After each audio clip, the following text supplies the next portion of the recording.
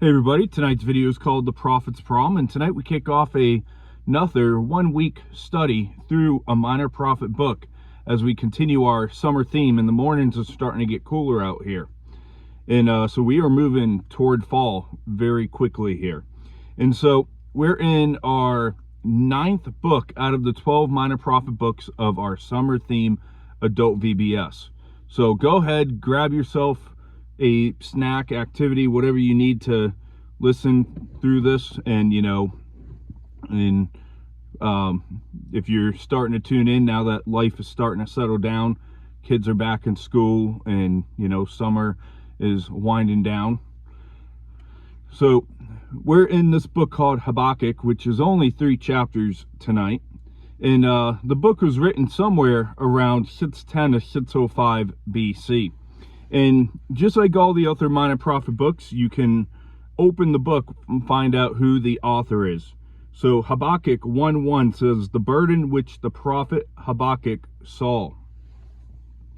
So we see that Habakkuk was given God's message through a form of a vision. And we see that it's called a burden, a heavy prophecy of judgment to come in this book, announcing God's wrath against sin.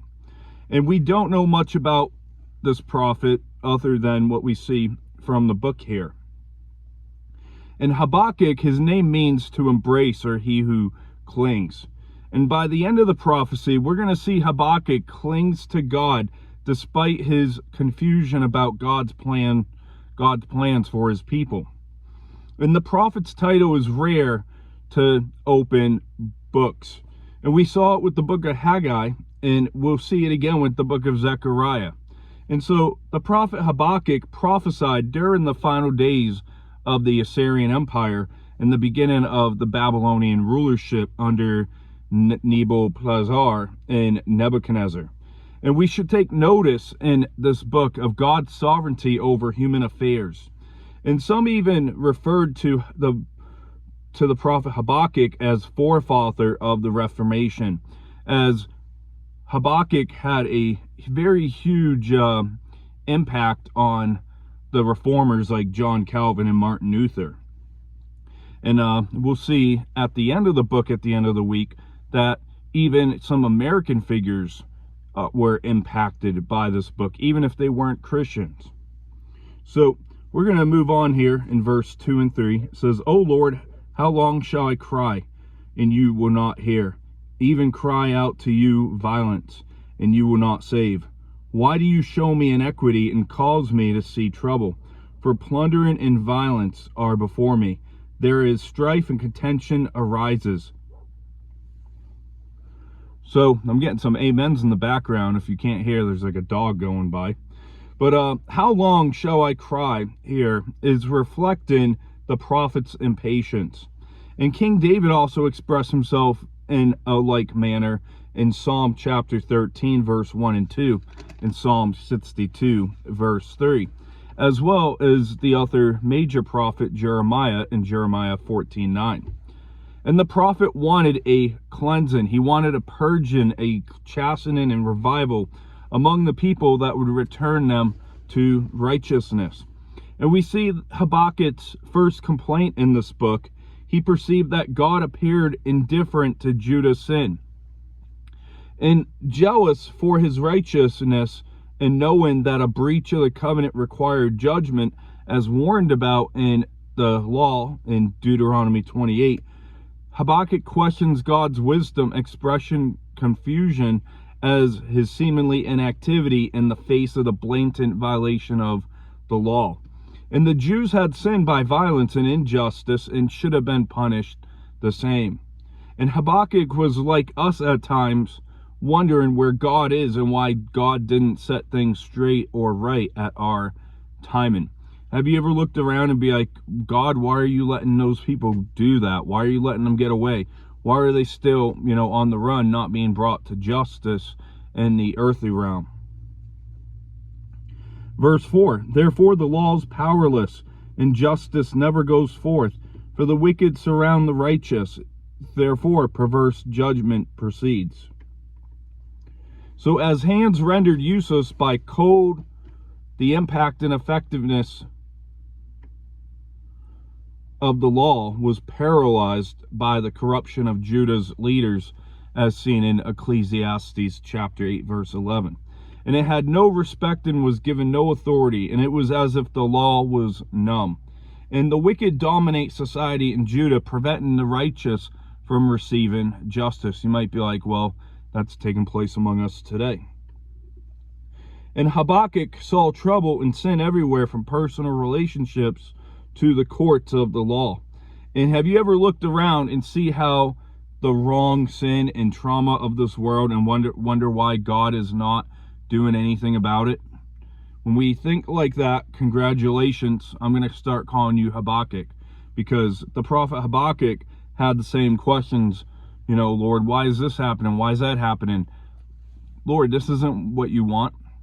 We all bring out those questions with the sin and trauma that comes out of it in this world.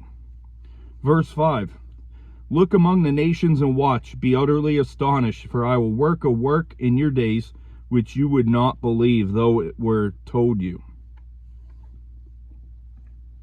So the series of commands is plural, indicating that the wider community of Judah and Jerusalem was to take note of this imminent invasion. And so from here through verse 11, we see God's first response. And we will see the Babylonians to judge his people, the terrifying Babylonians. And at this time of Habakkuk's complaint to God, the Babylonians were not even in a position of power yet. And in the ancient Near East, they were not in power. They were not the power nation. And many would be surprised that they were the Lord's instrument to punish the wicked in Judah. And this judgment would be so astonishing that the prophet Habakkuk would have a hard time believing it. That would be kind of like us looking at Canada or Mexico and the U.S. and seeing God use their military to come against us in the United States and to conquer us. I mean, it kind of just sounds ridiculous. But, when God's got his hands on an instrument of judgment, it's going to succeed. In verse 6 through 8, says, for indeed I am raising up the Chaldeans, a bitter and hasty nation which marches through the breadth of the earth, to possess dwelling places that are not theirs. They are terrible and dreadful. Their judgment and their dignity proceed from themselves. Their horses are also swifter than leopards, and more fierce than evening wolves. Their chargers charge ahead. Their cavalry comes from afar. They fly as an eagle that hastens to eat. So the sovereign Lord would bring this people of ruthless character and conduct to invade Judah. And the prophet Jeremiah described the Babylonians as self-assured, self-sufficient, self-defiled,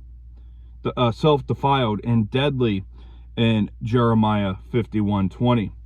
And the sovereign Lord of Israel, the sovereign God of Israel, controls every power in history, including the aggressive Chaldeans.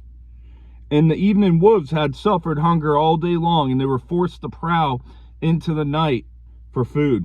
And like the wolves, the Babylonian army displayed stamina and undaunted eagerness to attack for the purpose of devouring the spoils of victory.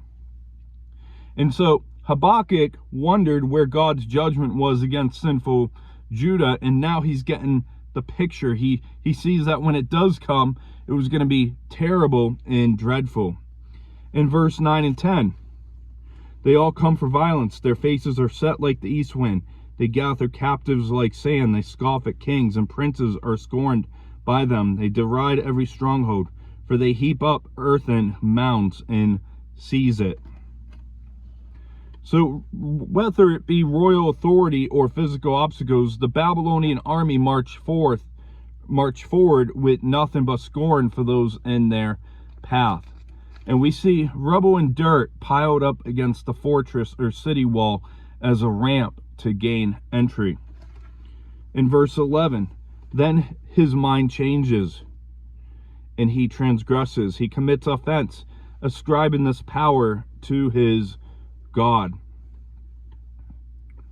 So though the Chaldeans were God's instrument of judgment, their self-sufficiency and adulation planted the seeds for their own destruction that we'll see coming up in our next video, as they stood also guilty of their own sins of idolatry and blaspheming before the sovereign Lord. And pride, especially in one's own power, is offensive to God, who alone deserves all our glory and all of our worship. And they gave credit to their false gods.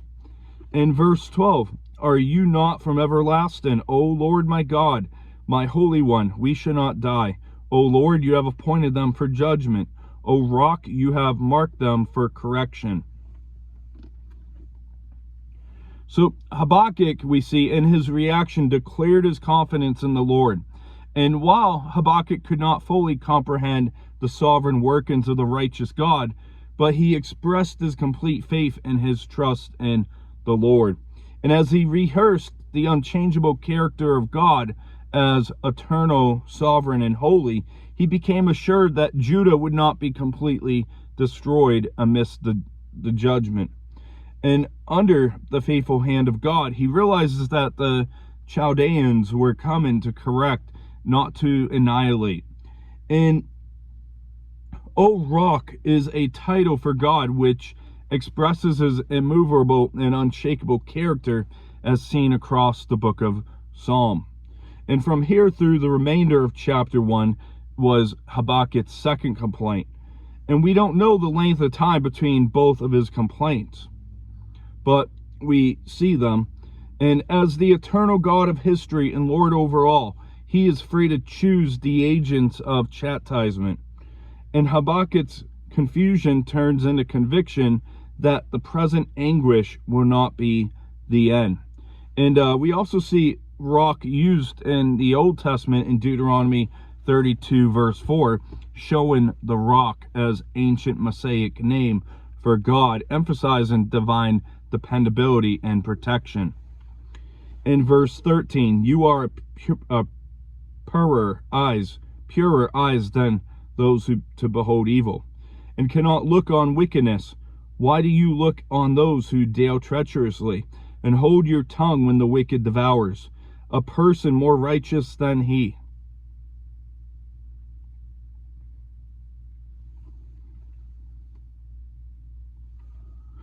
So in spite of the prophet's expressions of faith and trust, he found himself in even further perplexity. And the essence of Habakkuk's next quandary is expressed in this verse, that if God is too pure to behold evil, then how can he use the wicked to devour a person more righteous than that instrument themselves? Wouldn't God's use of the Chaldeans result in even greater damage to his righteous character? These are all thoughts that are going through the prophet Habakkuk's head. And sometimes we think that as well. We think, how does this give glory to God in this tragedy? Verse 14 through 16 to continue. Why do you make men like fish of the sea, like creeping things that have no ruler over them? They take up all of them with a hook. They catch them in their net and gather them in their dragnet. Therefore they rejoice and are glad. Therefore they sacrifice to their net and burn incense to their dragnet. Because of them their share is sumptuous, and their food is plentiful. So, lest God had forgotten just how wicked the Chaldeans were, Habakkuk drew attention to their evil character and behavior. And life was cheap to the Chaldeans. And in the face of ruthless tactics of war, other societies to them were like the fish of the sea, like creeping things that had no ruler over them. And in light of their reputation, how could God have unleashed this ruthful force upon another helpless people? These are all the brain thoughts that are going through the prophet's head. And in verse 16, to sacrifice to their net and burn incense to their dragnet, we see Habakkuk added that they attributed their gain to their own military might rather than to the true God. And in verse 17, the finish of the chapter, says, shall they therefore empty their net and continue to slay nations without pity? And I know I said we finished a chapter there, but we are going to actually end tonight at a weird spot, in your opinion, might be, with verse 1 of the next chapter, and I'll explain that here in just a moment. But in verse 17, how long will the aggressor, the aka the Chaldeans, be permitted to pursue injustice and engage in such wickedness? Can God tolerate it indefinitely? And then Habakkuk 2 verse 1 says, I will stand my watch and set myself on the rampart, and watch to see what he will say to me, and what I will answer when I am corrected. So Habakkuk, he compares himself to a watchman like the prophet Ezekiel in Ezekiel 3:33, standing as a sentinel upon the city walls. And Habakkuk prepared to wait for God's answer to ponder his reply. And God is sovereign in the word as well as in deed. His revelation cannot be forced. And so we see in the first chapter that Habakkuk questioned God and anticipated for God's response to him. And Habakkuk's attitude was right, but he expected God to correct him. We see he knew he was in the wrong. He had that conviction. And Habakkuk's question was an invitation to God. And Habakkuk might be like us, where he says, in a way how we would say it today, God, I don't understand what you are doing, but I know you are right in all things.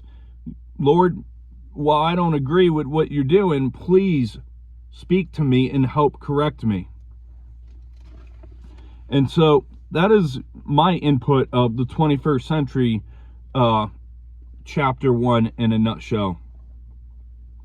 And I just want to make a mention that my friend Brian Peckham is doing a study on how to listen to God, a book on Facebook Live on Monday and Tuesdays at 3 p.m. for a regular scheduled time, subject to change. And Habakkuk, I believe, is a great example to learn from. And so, to wrap up tonight's chapter, we kick off a new 1-week study here through this week, looking at Habakkuk and his burden. And verse 2 through 4 showed Habakkuk ask God why he seems to delay judgment. And have you ever asked that too? Have you ever asked, Lord, why are you so patient? Or where are you, God, while these people are doing this, or this group of people are doing that? Let's go to Matthew, the Gospel according to Matthew, chapter 27.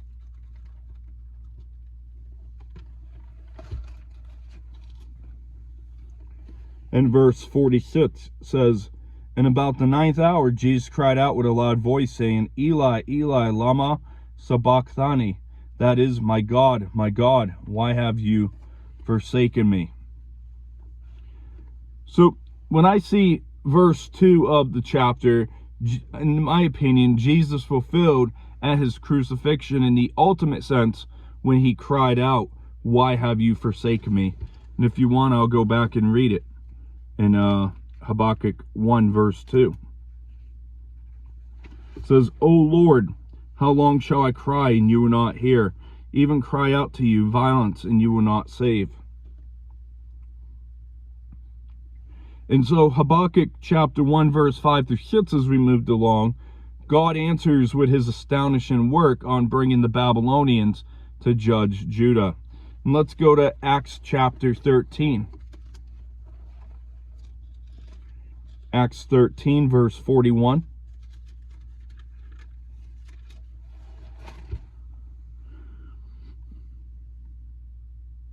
And I'm going to bump it up to verse 40. So 40 and 41. Be aware therefore, lest what has been spoken in the prophets come to you upon you.